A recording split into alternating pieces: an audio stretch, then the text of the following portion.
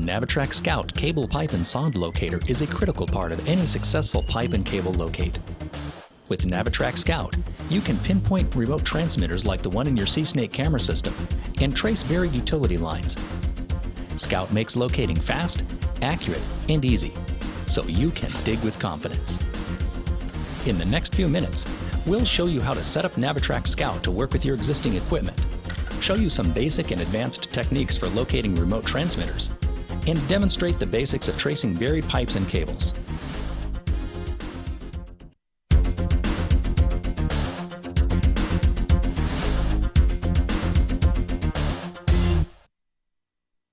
To install the batteries, locate the battery compartment on the bottom of the receiver and turn the locking knob a quarter turn to release the battery holder.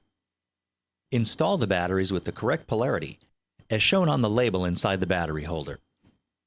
Scout ships with high-quality alkaline batteries, but rechargeable batteries may also be used. To prevent damage to the batteries or to the unit, never mix rechargeable and standard battery types. Press the menu key to open the list of frequencies available. Use the up and down arrows to highlight the frequency needed for the job. Be sure to match the mode used for the equipment you are locating. Press the select key to check the box and activate the frequency. See the operator's manual for detailed instructions.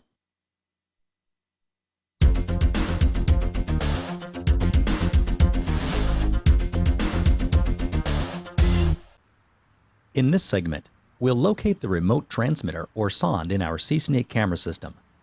We'll show you how to find a sonde based only on the strength of its signal, and how to use the map in conjunction with signal strength. These techniques will give you the tools you need to be successful in any situation. Before we put the camera into the line, we'll test our equipment to make sure the transmitter is operating correctly. Our camera system is set up, so we'll place the camera head on the ground next to our access point. The transmitter, or sonde, is located inside the spring, right behind the camera head.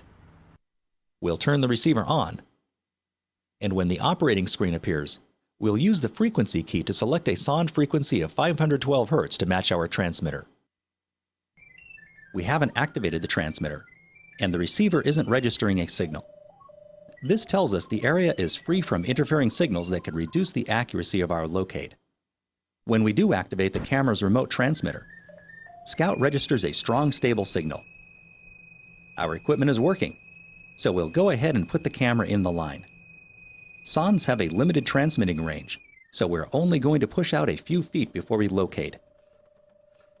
In this case, the line ties into the main line after about 15 feet, so we'll push just past the T and go locate the camera. For our first locate, we'll find the transmitter using the receiver's audio tone and its signal strength readout, which is highlighted in the picture-in-picture image. To find the transmitter's general direction, our technician will hold the receiver out in front of him and sweep it in an arc, using the signal strength number and audio to zero in on the strongest signal.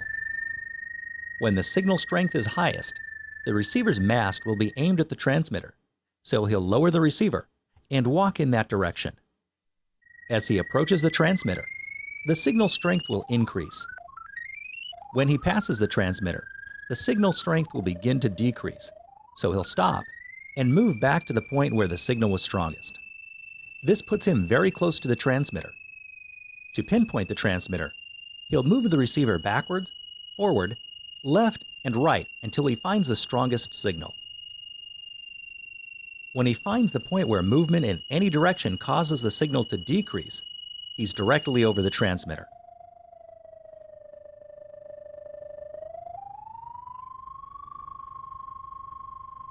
Next, we'll push the camera about 30 feet down the line and go locate it again, this time using both the map and signal strength. Let's take a look at how the receiver's mapping display works. The map uses icons to represent the position of targets underground. There are two types of targets: poles, which occur at each end of the sonde, and the equator, a plane that crosses over the center of the sonde. If you draw a line between the two poles, the sonde would be located where that line and the equator intersect. The receiver's display uses icons to represent the position of the poles and the equator. We can map these points by targeting their icons on the center of Scout's display. In this example, our technician will use signal strength to find the direction of the transmitter, just like he did with his first locate. Once he has the transmitter's direction, he'll walk toward the transmitter. When the signal strength begins to decrease, he'll stop and back up to the point where the signal is highest. The signal strength seems to be highest over the equator, which is a good indication that the remote transmitter is horizontal and that its signal is not distorted. He'll map the transmitter's position by finding and marking the poles and then the equator. As he approaches the first pole, the pole icon appears. He'll center it on the display and mark its position with one of the orange markers. The second pole is on the other side of the equator, and he'll find it and mark it just like he did the first pole.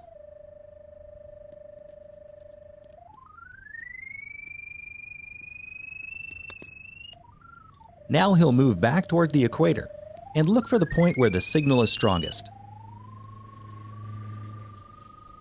In this case, the sonde is horizontal and its signal is undistorted, so the signal is strongest over the equator.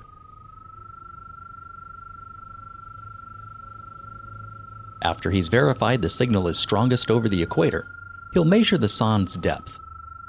To accurately measure depth, the lower antenna housing must be touching the ground, the equator must be centered on the crosshairs, and the receiver must be level. You can use the bubble level on the receiver's face as a guide to help you keep it level. When the receiver is properly aligned with the signal, you'll see the depth reading at the bottom left of the display. If you aren't getting a depth reading, rotate the receiver in the direction shown by the arrow.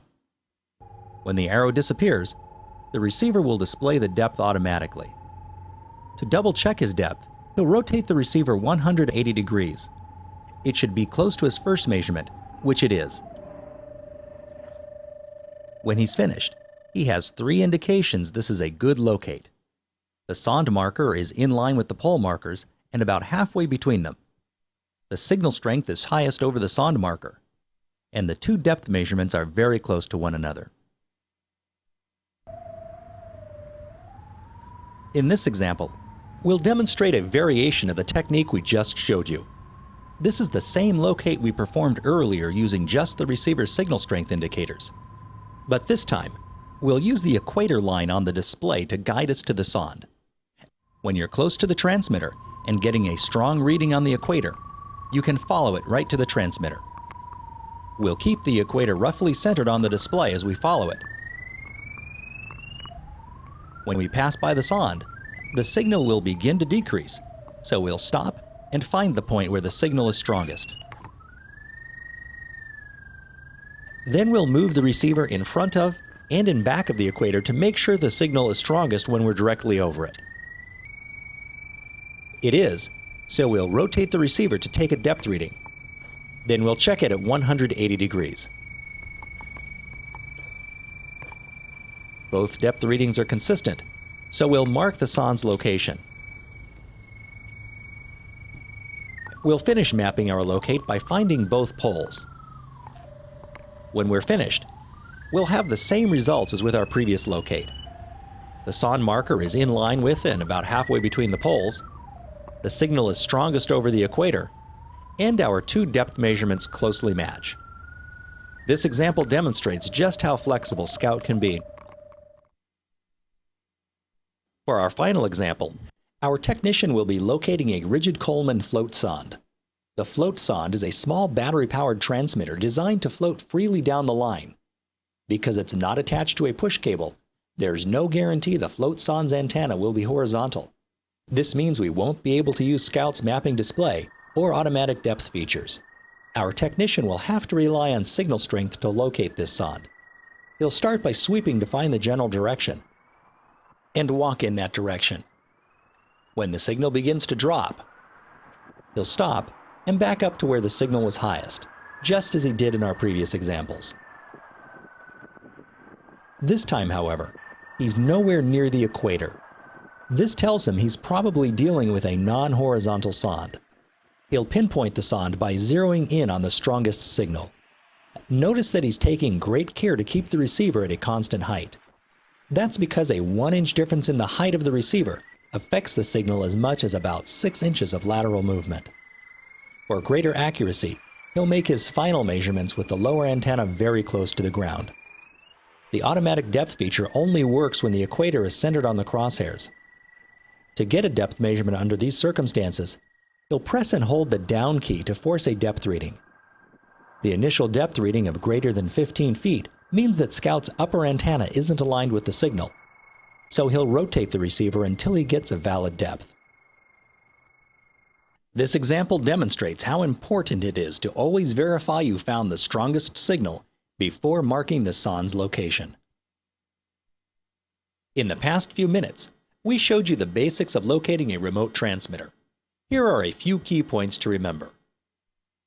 When marking the poles and equator and measuring depth, make sure the lower antenna ball is touching the ground and use the bubble level on the receiver's face to make sure the receiver is level. You can use Scout's mapping functions to help you find the sonde or to confirm your locate, but always mark the transmitter's location at the point where the signal is strongest. When you're making your final signal strength measurement, keep the receiver at a constant height. Even slight variations in height can cause drastic changes in the signal strength reading. Scout's automatic depth feature only works when the equator line is centered on the display. When the angle indicator in the upper right corner of the display reads 5 or less, the equator is centered well enough for Scout to display the depth automatically.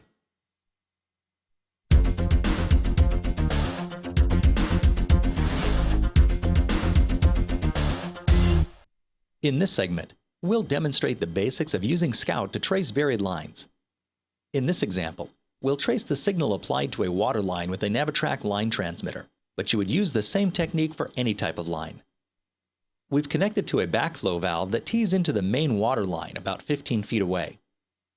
Lower frequencies tend to travel farther and bleed less, so for this job, we've selected the transmitter's lowest frequency, which is 512 Hz. We'll turn the receiver on and use the frequency key to select a line trace frequency to match our transmitter. If you haven't already activated the line trace frequencies in your receiver, you can do so in the settings menu. See your user manual for details. Before we go locate our water line, we'll make sure we're receiving the transmitter signal. We have a good strong signal, so we'll go pick up our target utility. When we approach the target utility, the tracing line will appear in the active view area. The tracing line indicates the approximate location and direction of the signal radiating from the target utility.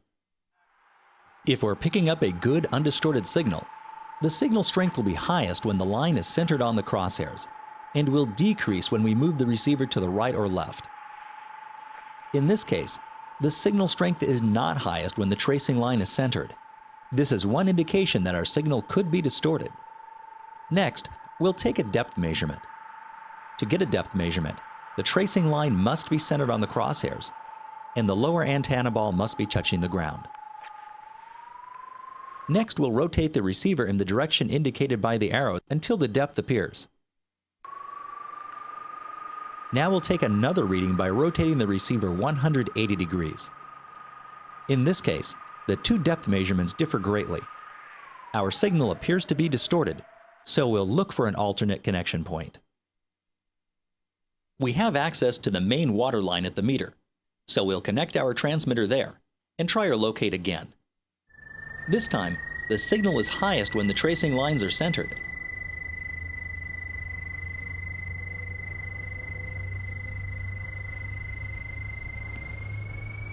And the two depth measurements are close to one another.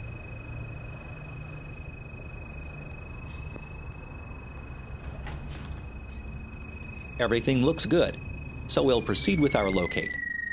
We'll keep the tracing line roughly centered on the display as we walk, and let it guide us along the target utility's path. We'll also keep an eye on the signal strength, which should remain reasonably stable during the trace. When we're ready to mark the line, we'll check the signal strength and depth, just as we did before. Here are some key points to remember when you're tracing a line. Check for signal distortion before and during your locate. If the signal appears to be distorted, You may be able to reduce the distortion by using an alternate connection point or by isolating its ground from nearby utilities. Use the tracing lines as a guide to help you follow the utility's path, but always mark the line where the signal strength is highest.